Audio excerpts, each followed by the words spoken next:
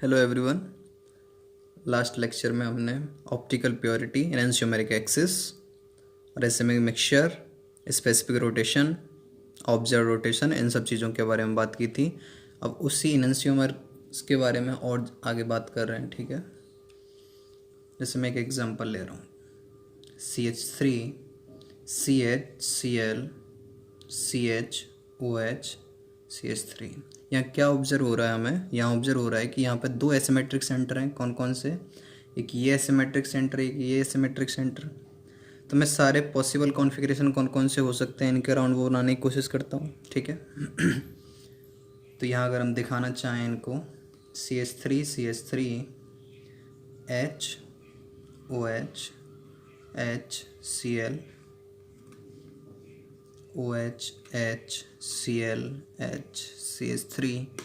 CH3 और अभी मैं सिर्फ एक कार्बन पे चेंज कर रहा हूँ कॉन्फ़िगरेशन, ठीक है।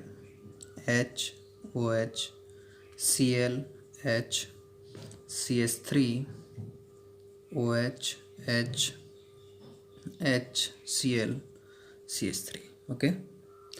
अब देखो हमने एनेंशियोमर्स के बारे में जानने की कोशिश की थी। एनेंशियोमर्स क्या होते हैं? एनेंशियोमर्स क्या हैं? Non super imposable mirror image of each other. तो ऑब्जर्व करने की कोशिश करते हैं इनमें से कौन कौन से पेयर एनेंशियोमर्स हैं, ओके। अगर मैं इन दोनों केस को देखूं तो क्या समझ में आ रहा है? अगर मैं एक मिरर पुट करूं इनके बीच में, तो क्या है ये? मिरर इमेज हैं, एक दूसरे की मिरर इमेज हैं। अगर इन्हें सुपर इम्पोज करना हो, इसको मैं इसके ऊपर सुपर इम्पोज कराना चाहूँ, क्या सुपर इम्पोज हो पाएंगे? नहीं हो पाएंगे। तो ये क्या है? एनेंशियोमर पेयर हैं। अब एनेंशियोमर्स में भी टाइप होते हैं, इरिथ्रो और थ्रियो। तो मैं कह रहा हूँ कि ये इरिथ्रो एनेंशियोमर है। अब एरिथ्रो एनेंशियोमर क्या होते हैं? क्या मतलब है? बड़ा सिंपल सा मतलब। कई बार टर्मिनोलॉजी हम इस्तेमाल करते हैं कार्बोहाइड्रेट्स में, बहुत सारे चैप्टर्स में हम देखेंगे, कहीं पे हम एरिथ्रो लिख रहे हैं, कहीं पे थ्रियो लिख रहे हैं। उसका सिंपल सा मतलब क्या है कि जो कार्बन चेन है हमारी, कार्बन चेन क्या है? यहाँ पे ये कार्बन चेन है, यहाँ पे ये कार्बन चेन है। अगर हाइड्रोजन उसके एक ही साइड में है तो उसको बोलेंगे हम इरिथ्रो, ठीक है। ये कैसे हैं? इरिथ्रो एनेंशियोमर है। और अगर हाइड्रोजन कार्बन चेन के अपोजिट साइड में है तो उसको बोलेंगे हम थ्रियो, ओके। तो ये क्या है? थ्रियो एनेंशियोमर है, थ्रियो एनेंशियोमर्स। इनकी इरिथ्रो थ्रियो की ज़्यादातर बात हम कार्बोहाइड्रेट्स में करते हैं बेसिकली, पर यहाँ भी हम समझ के चलते हैं बाद में, जिससे दिक्कत ना हो हमको। तो ये दोनों भी एनेंशियोमर हैं। क्यों हैं? समझ में आ रही है बात? देखो यहाँ पे मिरर इमेज हैं एक दूसरे की, बिल्कुल मिरर इमेज हैं, और एक दूसरे पे सुपर इम्पोज नहीं हो पा रहे हैं। तो ये क्या है? नॉन सुपर इम्पोजल मिरर इमेज ही तो हमारा एनेंशियोमर होता है, ओके। अब देखो अगर मैं बात करूँ इसको, अगर मैं फर्स्ट बोल रहा हूँ, ये सेकंड है, यहाँ पे थर्ड है, ये फोर्थ है। मैं पूछना चाह रहा हूँ कि 1 में और 3 में क्या रिलेशन है, या फिर 1 में और 4 में क्या रिलेशन है? कुछ बता सकते हैं हम? क्या लग रहा है? क्या ये मिरर इमेज है? ये 1 है, ये 3 है, ठीक है। HOH पहले कार्बन के अराउंड ओरिएंटेशन, यहाँ पे HCl, यहाँ पे ClH। तो हमने क्या किया है? सिर्फ एक के अराउंड चेंज किया है कॉन्फ़िगरेशन। तो क्या हम बता सकते हैं कि इनमें क्या रिलेशन है? ना तो ये मिरर इमेज है, और ना ही मैं इसको इसके ऊपर सुपर इम्पोज कराना चाहूँ ये सुपर इम्पोज हो पा रहे हैं। तो neither mirror image nor super imposable. इनको बोलते हैं हम डायस्टीरियोमर्स। सेम हाल 1 का 4 के साथ है रिलेशन। समझ में आ रही है बात? कि ना तो ये मिरर इमेज है और ना ही सुपर इम्पोजिबल है। तो इनको बोल रहे हैं हम क्या? Diastereomers, diastereomers, okay. ये क्या है? जो ना तो सुपर इम्पोजिबल है और ना ही मिरर इमेज है, इनको बोलते हैं हम डायस्टीरियोमर्स। आगे बढ़ते हैं। तो 1 और 3 क्या हैं? और 1 और 4 आपस में डायस्टीरियोमरिक पेयर हैं। और अगर सेकंड का थर्ड के साथ रिलेशन देखना हो, सेम कॉन्सेप्ट यहाँ भी, ना तो मिरर इमेज ना ही सुपर इम्पोजिबल। सेम ऐसे ही सेकंड का फोर्थ के साथ देखना है, ना मिरर इमेज ना सुपर इम्पोजिबल। तो ये सब क्या है? डायस्टीरियोमरिक पेयर हैं। तो सेकंड और थर्ड भी, और सेकंड और फोर्थ, ये सब क्या है? डायस्टीरियोमरिक पेयर हैं आपस में, ओके। आगे बढ़ते हैं।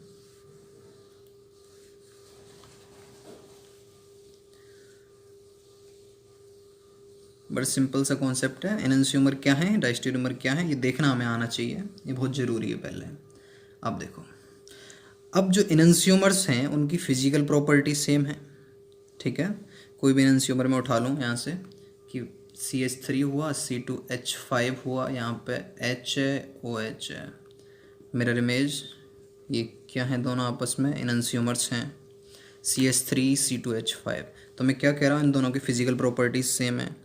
फिजिकल प्रॉपर्टी बोलने का क्या मतलब है, मेल्टिंग पॉइंट हुआ, बॉइलिंग पॉइंट हुआ, सॉल्युबिलिटी हुई, ठीक है, और इनका स्पेसिफिक रोटेशन हुआ। स्पेसिफिक रोटेशन के बारे में बात की थी हमने कि अगर इसका अल्फ़ा अगर मान लिया कि +5.6 है तो इसका अल्फ़ा क्या होगा, स्पेसिफिक रोटेशन क्या होगा इसका, -5.6। तो हम क्या कह रहे हैं, वैल्यू सेम है बिल्कुल दोनों की, सिर्फ साइन में चेंज है, एक डेक्स्ट्रो रोटेटरी है तो एक लेवर रोटेटरी है, इस तरीके से, ठीक है।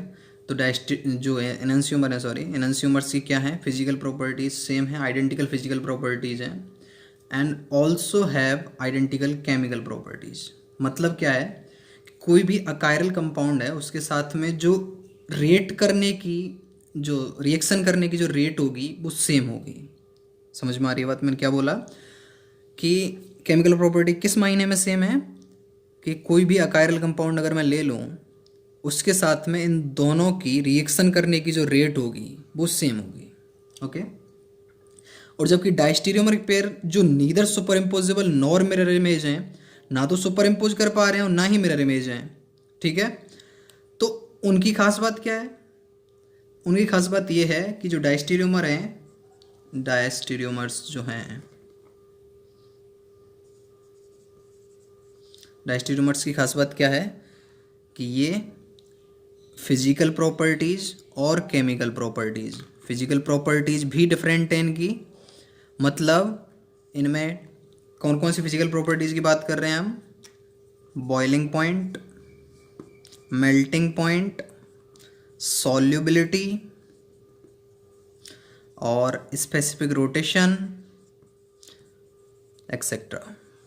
ये सब फिजिकल प्रॉपर्टी, ये सब डिफरेंट है इनमें, ठीक है, डायस्टेरियोमर पेयर में आपस में। और क्या डिफरेंट है, केमिकल प्रॉपर्टीज भी डिफरेंट हैं। केमिकल प्रॉपर्टीज में सेम कॉन्सेप्ट क्या बोला मैंने कि कोई अकायरल कंपाउंड के साथ में अगर रिएक्शन कराई जाए तो रिएक्शन की जो रेट होगी इन दोनों की आपस में वो डिफरेंट होगी, ठीक है। अब देखो, यहाँ तक बात समझ में आ रही है थोड़ी सी, यही एनंशियोमर डायस्टेरियोमर्स क्या है वही सीख रहे हैं हम, इनकी बेसिक प्रॉपर्टीज़ की बात करिए थोड़ी सी। अब देखो, अभी क्या कह रहे हैं हम कि अभी ये दोनों क्या थे, एनंशियोमर्स आपस में एक पेयर की फॉर्म में पाए जा रहे हैं। तो अगर हम एनंशियोमर्स के सेपरेशन की बात करें तो उसके लिए एक टर्म इस्तेमाल करते हैं हम, क्या है, सेपरेशन ऑफ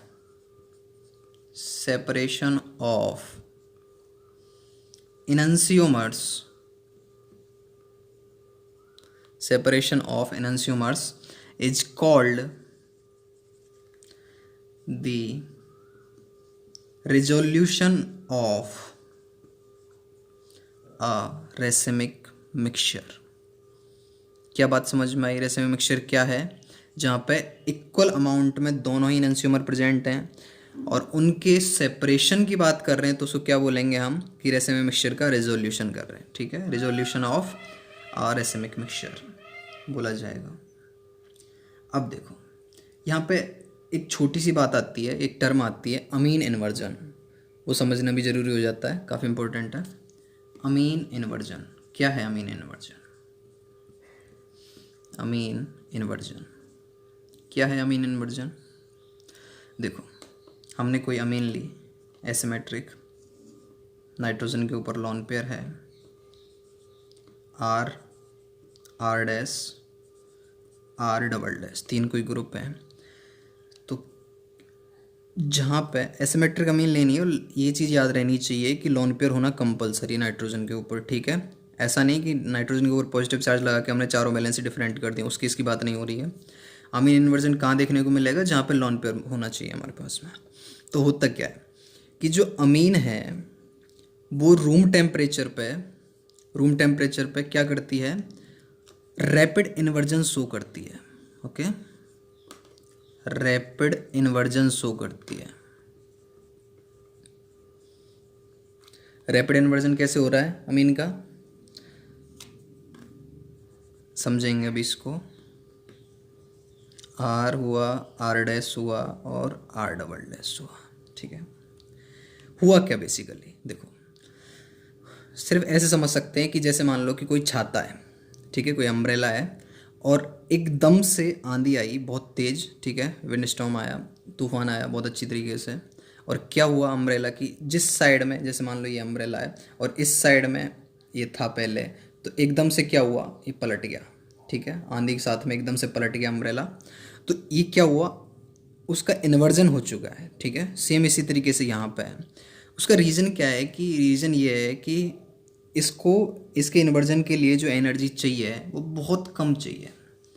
क्या कुछ वैल्यू है उसकी? बिल्कुल है। कितनी वैल्यू है? 6 किलो कैलोरी पर मोल। ठीक है, या फिर बोलना चाहें हम 25 किलो जूल पर मोल, और इतनी रूम टेम्परेचर पर बड़ी आसानी से मिल जाती है। यही रीज़न है कि ये इसकी एक फॉर्म है, ये दूसरी फॉर्म है, और दोनों इक्वल अमाउंट में मिल पा रही हैं हमें। वैसे कहने को ये कंपाउंड क्या है, ये कायरल है, लेकिन ये क्या है, ऑप्टिकली इनएक्टिव है। इनएक्टिव क्यों हो गया? क्योंकि इसका जिधर रोटेशन है उतना ही इक्वल अपोजिट साइड में इसका रोटेशन होगा। समझ में आ रही है बात? तो ओवरऑल क्या हो गया, इफेक्ट ख़त्म हो चुका है। वैसे होने को तो ये कायरल है कंपाउंड इंडिविजुअली, ये भी कायरल है, लेकिन दोनों इक्वल अमाउंट में मिल पा रहे हैं, रूम टेम्परेचर पे इतनी एनर्जी मिल पा रही है हमें सफिशिएंट अमाउंट में, तो ये सब क्या है, ये क्या हो जाएगा, ओवरऑल ऑप्टिकली इनएक्टिव। ठीक है, तो ऐसा अगर हम बोलना चाहें कि अगर एक कायरल सेंटर है कहीं पे, और ये स्टेटमेंट अगर हम बोलना चाहें कि वो कंपाउंड ऑप्टिकली एक्टिव होगा, तो ये ज़रूरी नहीं है, क्योंकि अमीन के केस में ऐसा नहीं होता है जहाँ पे लोन पेयर है, अमीन इन्वर्जन के केस में। ठीक है, बात समझ में आ रही है? तो ये स्टेटमेंट करेक्ट नहीं है। अगर उसमें मेंशन है एक्सेप्ट अमीन इन्वर्जन, तो या एक्सेप्ट अमीन, तो हम इस स्टेटमेंट को करेक्ट बोल सकते हैं बस। ठीक है, अब देखो अभी तक बात क्या समझ में आई कि जो इनएंस्यूमर्स हैं वो क्या हैं, एक दूसरे के साथ में पेयर में बने हुए हैं, रेसिमी मिक्सचर की फॉर्म में प्रेजेंट है। डायस्टेरियोमर पेयर को तो हम, उनकी फिजिकल प्रॉपर्टी डिफरेंट है, बॉइलिंग पॉइंट डिफरेंट है, तो सेपरेट कर सकते हैं। लेकिन इनएंस्यूमर्स को हम सेपरेट करना चाहें तो कैसे करेंगे? क्या कोई पॉसिबिलिटी है, क्या कोई मेथड है? हाँ बिल्कुल है, एक मेथड है, उससे हम करेंगे अभी सेपरेट। तो अभी वही चीज़ हम सीखने की कोशिश करेंगे। ठीक है, और एक एग्जाम्पल के साथ उसे सीखेंगे जिससे चीज़ें क्लियर हो जाएं बिल्कुल। तो एक एग्जाम्पल ये लेते हैं, सेपरेशन ऑफ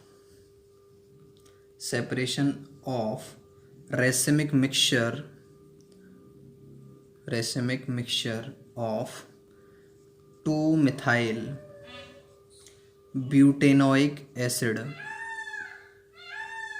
बाई R2-ब्यूटेनॉल। RS मैंने अभी बताया नहीं है, बताऊंगा अभी आने वाले लेक्चर्स में, बहुत अच्छे से डिटेल में कवर करेंगे इन सारी चीज़ों को, सब जितने भी अच्छे खासे एग्जाम्पल हैं उन सबको भी कवर करेंगे। ठीक है, तो यहाँ हम क्या कह रहे हैं, एक रेसिमिक मिक्सचर लिया हमने, किसका, 2-methyl ब्यूटेनोइक एसिड का, और किसके साथ में सेपरेशन करना चाह रहे हैं हम इसका, किसकी हेल्प से, हम 2-ब्यूटेनॉल ले रहे हैं। ठीक है, R2-ब्यूटेनॉल। तो यहाँ से एक चीज़ क्लियर है, किसी का भी हमें रेसिमिक मिक्सचर को अगर सेपरेट करना है, उसके एनएंस्यूमर्स को अलग करना है, तो ये ज़रूरी है कि जो हम कंपाउंड ले रहे हैं, जिसके साथ में रिएक्शन करा रहे हैं, इसकी जो दूसरा कंपाउंड लिया जा रहा है वो ऑप्टिकली एक्टिव हो। बात समझ में आ रही है? ऑप्टिकली एक्टिव होना उसका मस्ट है। ठीक है, तो देखो कैसे करेंगे, बड़ा आसान है। पहले इस कंपाउंड को फिशर में ड्रॉ किया, इसी तरीके से करना है जिससे दिक्कत ना हो, ना ही कोई डाउट क्रिएट हो। CH3 C2H5 COOH, लगता है मार्कर की इंक ख़त्म हो रही है। यहाँ पे CH3 C2H5 HCOH, दो पॉसिबल कॉन्फ़िगरेशन हमने बना लिए इसके, किसके, 2-methyl ब्यूटेनोइक एसिड के। अब देखो अगर हम R2-ब्यूटेनॉल ड्रॉ करना चाहें तो वो क्या होगा, R2-ब्यूटेनॉल OH CH3 C2H5H। ठीक है, अभी के लिए ऐसे समझ लो कि ये दो फिगर तुम्हें पता हैं, और ये R है, S है, ये सब चीज़ें हम सीखेंगे अभी, कोई प्रॉब्लम नहीं है, ठीक है। तो ये क्या है, ये इनएंशियोमर्स प्रेजेंट है, इनएंशियोमर पेयर प्रेजेंट है, रेसिड्यू मिक्सचर है, इक्वल अमाउंट में है, और हमें क्या करना है, इन दोनों को सेपरेट करना है इसकी हेल्प से। ये क्या है, R2 ब्यूटेनॉल है, ठीक है। अब देखो करना क्या है, हम अगर इनको डाइस्टीरियोमर्स में कन्वर्ट कर दें, हमारा मेन ऑब्जेक्टिव क्या है, हमें पता है कि भाई डाइस्टीरियोमर्स क्या हैं, फिजिकल प्रॉपर्टीज़ में डिफरेंट हैं, जिनके बॉइलिंग पॉइंट वगैरह डिफरेंट हैं, मेल्टिंग पॉइंट, बॉइलिंग पॉइंट, सब फिजिकल प्रॉपर्टी डिफरेंट हैं। तो मैं कैसे ही करके अगर इसको डाइस्टीरियोमर पेयर में कन्वर्ट कर दूँ इसकी हेल्प से, तो मेरा काम आसान है, क्योंकि डाइस्टीरियोमर्स को तो अपन सेपरेट कर सकते हैं, बॉइलिंग पॉइंट डिफरेंट है, तो फ्रैक्शनल डिस्टिलेशन से बड़े आराम से सेपरेट कर पाएंगे उनको। तो वही हमारा मेन एजेंडा है। चलो देखते हैं कैसे करेंगे सेपरेट। तो पहले हमने लिया ये CH3 C2H5 COOH H, okay, और CH3 OH H C2H5, क्या बनेगा, यहाँ से OH जाएगा, यहाँ से H जाएगा। ये सब हम ऑर्गेनिक रिएक्शन मैकेनिज्म जब पढ़ेंगे, ORM जिसे हम कहते हैं सॉल्ट में, तो उसमें सारी मैकेनिज्म हम देखेंगे, ठीक है, जहाँ पे हम एसिड और एल्कोहल की हेल्प से क्या बना रहे हैं, एस्टर बनाएंगे। तो क्या बनेगा प्रोडक्ट, ठीक है, एसिडिक मीडियम लेते हैं हम, इसमें प्रोडक्ट बन गया भाई हमारा CH3, यहाँ पे H C2H5 COO, यहाँ पे CH3 C2H5 और H, ठीक है। किसी को नहीं दिख रहा हो तो मैं बोल देता हूँ, यहाँ पे CH3 C2H5 और यहाँ पे H। यही किया है, इसी को सिर्फ यहाँ से H2 को एक्सट्रैक्ट किया है, बस H2 को हटा के सीधा कंबाइन कर दिया। तो एक फिगर मिला अपने को, बात समझ में आ रही है। अब देखो यहाँ से रब कर देता हूँ मैं इसको, एक ये चीज़ मिल चुकी है अपने को, समझने की कोशिश कर रहे हैं हम। अब देखो ये चीज़ बहुत इंपॉर्टेंट है, बहुत सिंपल बनानी है अपने को, बात ये है।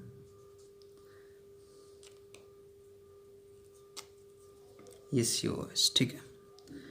अब इसकी रिएक्शन भी ऐसे ही दिखानी है दूसरे वाले की, तो कैसे दिखाएंगे हम, कैसे दिखानी पड़ेगी अपने को। मॉलिक्यूल को मैंने क्या किया, 180 डिग्री रिवर्ट कर दिया पूरे को, मार्कर के सरफेस की दिक्कत है, मार्कर की दिक्कत है। मॉलिक्यूल को पूरा का पूरा अगर मैं रिवर्ट कर दूं,